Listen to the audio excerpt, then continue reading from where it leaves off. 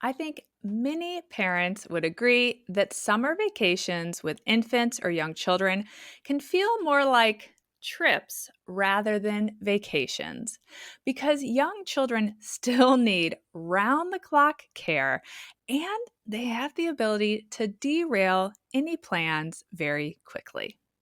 I often share how I hit rock bottom on a trip that we were on before we had Addison sleeping well, and it was the worst.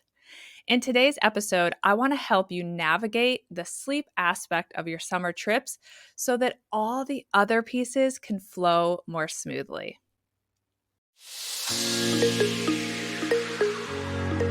Hi, I'm Allison Egidi, a pediatric sleep and wellness coach and a mom of two. I love to help parents find solutions. This is How Long Till Bedtime.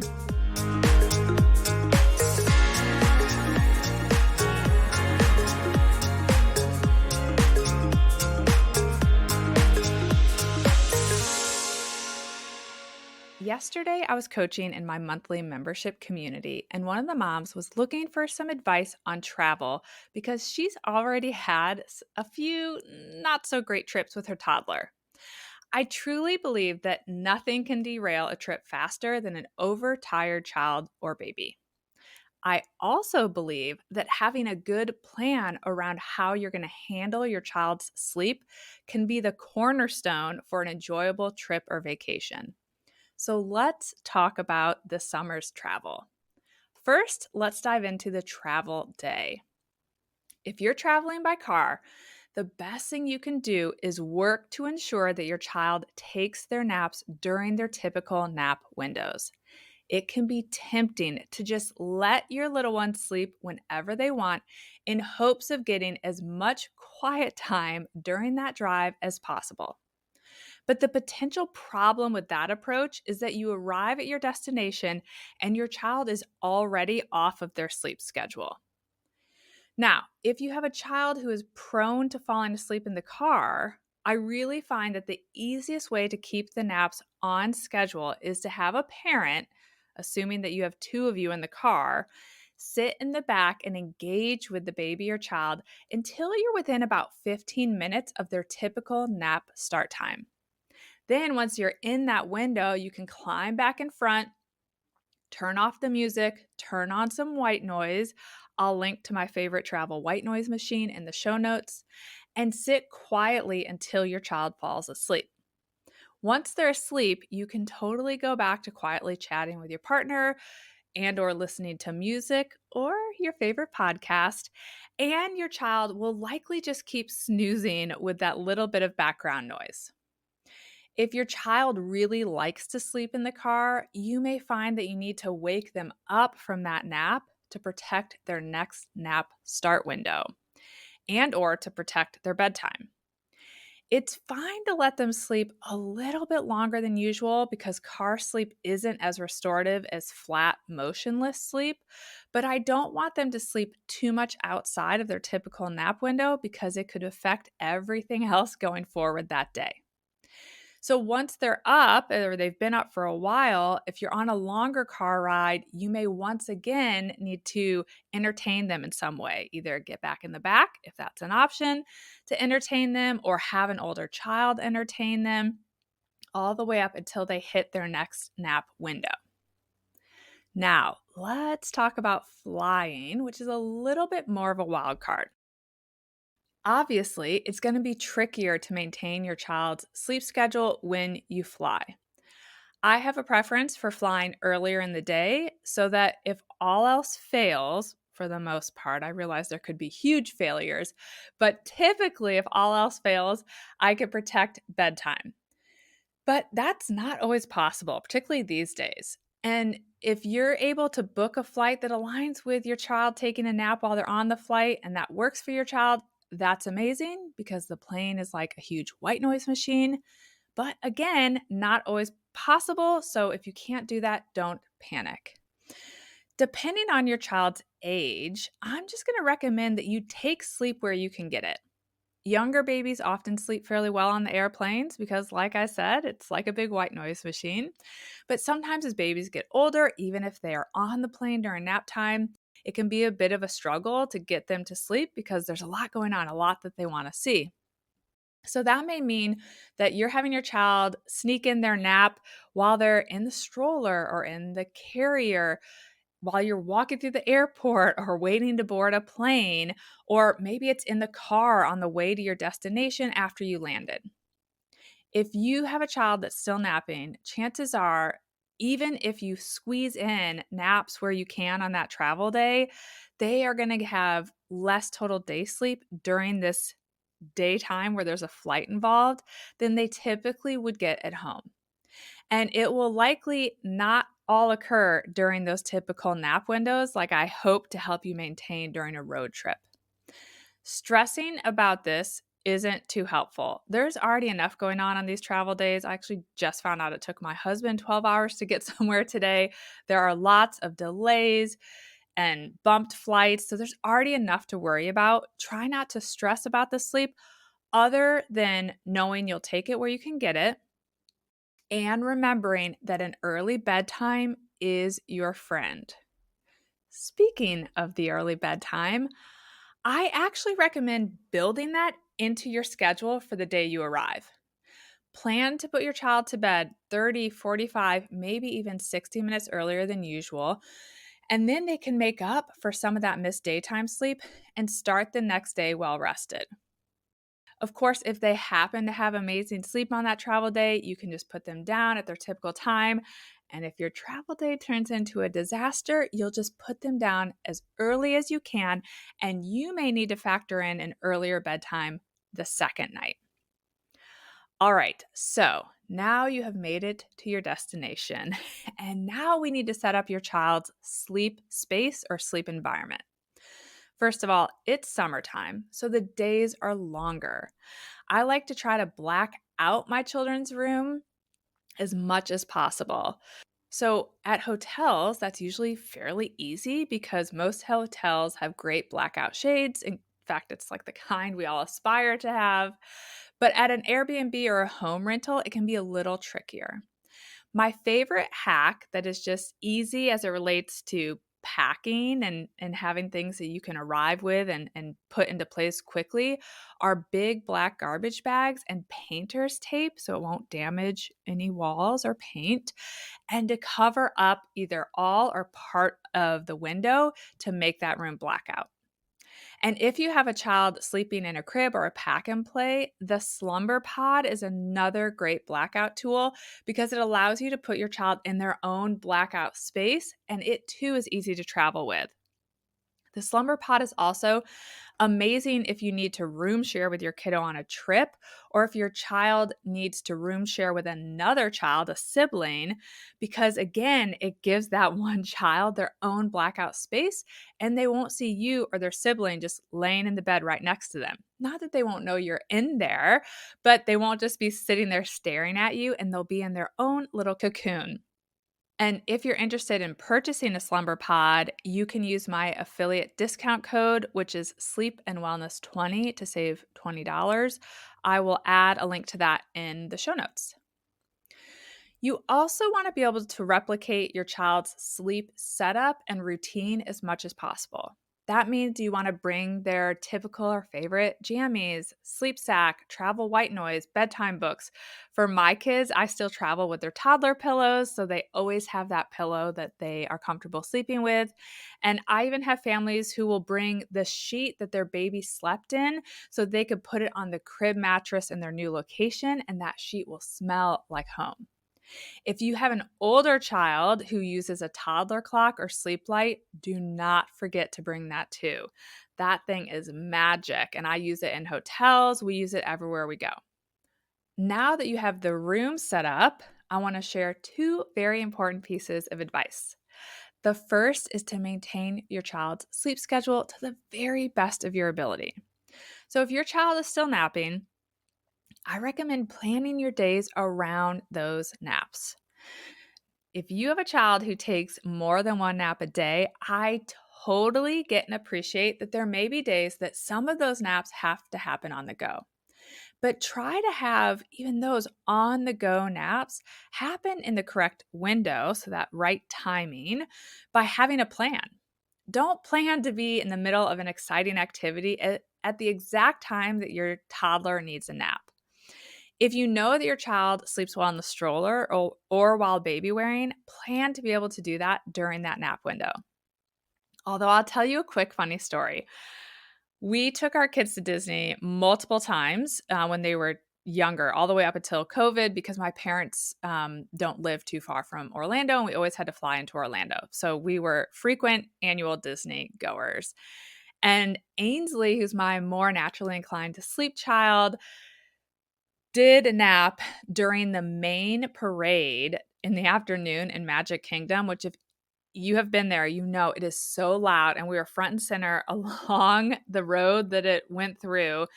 And I got her to fall asleep in her stroller, which she was good about doing, prior to the parade starting, because we had missed it the year before to protect her nap. And we really wanted to see it for Addison that second year. And so I got her to fall asleep, and I did a little cross my fingers thinking, oh, I hope she could pull it off. And part of the reason I did it is she's my more flexible child, and I knew I'd put her to bed early if it didn't go well. And she wasn't an infant. She was down to one nap a day. And you guys, she slept through the entire parade. So while I tell you to set up your child for success, even for these on-the-go naps, I'm also just going to add this little tidbit that we have to know our child. That would have never in a million years worked for Addison. Never in a million years. She would have never slept through a parade. But for Ainsley, it did work out. But what I did do is I had her skip the parade because I knew she needed that nap. And so I made an effort to get her to sleep beforehand, knowing she was tiny. She could see the parade in another year when she could stay up through that time. All right, now that I've got on that side tangent, my second piece of advice is to move forward with the assumption that your child is not going to have issues sleeping in this new location. So, particularly for those of you who are traveling for the first time with your child this summer, and I've heard from a lot of you, I want you to assume that it's going to go well. That doesn't mean it's going to, but we're going to assume that it will, because sometimes our kids surprise us. So put your child to bed or down for their naps at their typical time, do their typical routine, whether it be for bedtime or for nap, and just put them down like you typically would. Assume that it's just going to be just like it would at home. If they are thrown off by this new environment and it's not going well, it's okay to provide a little extra support while they adjust. Maybe they need a little extra back rubbing, or for you to come back and check on them a few times. But I just don't want you to assume that they need that extra help. And then if they do need it, don't jump right to the top of doing all the things. See if you can just gently reassure them and guide them and get them back on track as quickly as possible. When we polled the moms in my membership about travel questions when we were preparing for this episode, one very interesting one came up that I really think could affect a lot of the preschool parents in my world. This mom asked about her 3-year-old who is still in a crib, that can no longer fit in a pack and play. First of all, if you have a child who is still in their crib, I strongly encourage you to listen to episode 26, where I discuss the crib to bed transition. So if you won't have access to a full-size crib on your trip and your 3-year-old no longer fits in a travel crib, don't panic. This actually happened to me with Ainsley, and I had to have her sleep in a bed several times between the age of 3 and 4 years old while she still slept in her crib at home, and it was fine. I assure you, this does not have to be a big sleep disruptor. So go ahead and let your child know that on this trip, there is not going to be a crib big enough for them, and they will need to sleep in a bed or on a travel mattress. I'll link to an example of one of those in the show notes, and just tell them the plan. Like, if you'll be room sharing with your child or sharing a bed even with your child, explain how that's going to work. Tell them that you'll do their typical bedtime routine. You're going to put them to bed. And then when it's time for you to go to bed, you're going to quietly come back in and get in bed with them. Because I also don't want them to wake up and be startled that you're in there. So you want to tell them what to expect. You should still do the same routine, and don't make too big of a deal about this kind of new setup that they'll be in a bed versus a crib. If your child does seem anxious, just plan to come back and check on them a few times as they're falling asleep and be sure to explain that that's what you're going to do. Oh, I'll come back and check on you every few minutes until you fall asleep. What I don't recommend doing is transitioning your child out of the crib at home to prepare for a trip. You want that crib to bed transition to happen because it's the right time and your child is ready. If you jump the gun on this transition, it may not go well at home, first of all, and then you're going to have a different situation. And then it may also just cause more struggles when you're traveling. And then, of course, when you return. So it's better to kind of take that risk while you're on the trip than to risk it affecting all the things. I also don't want you to make a big deal about the fact that they will be sleeping in that bed or that they will be sharing a bed with you while you're on vacation. You just want to be kind of matter of fact about it. This is our setup while we're on this trip.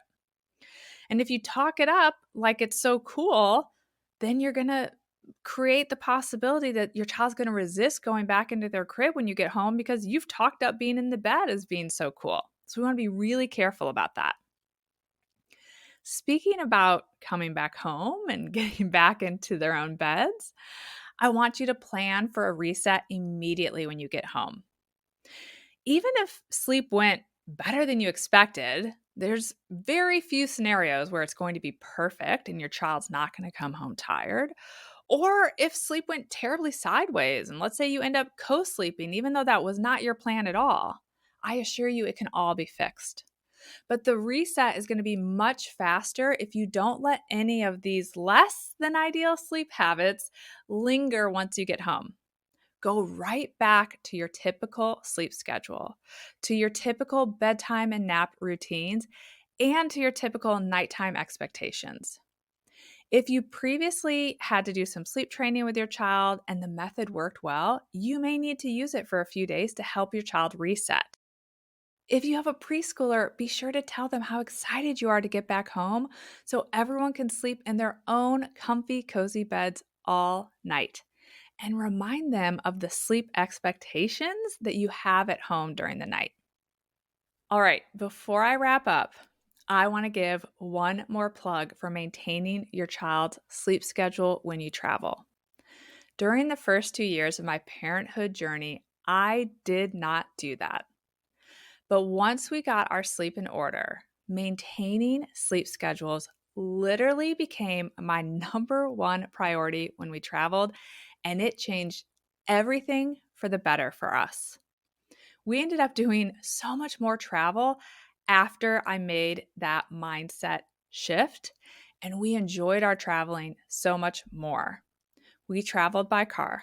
We traveled by airplane. We stayed in hotels. We stayed in rentals.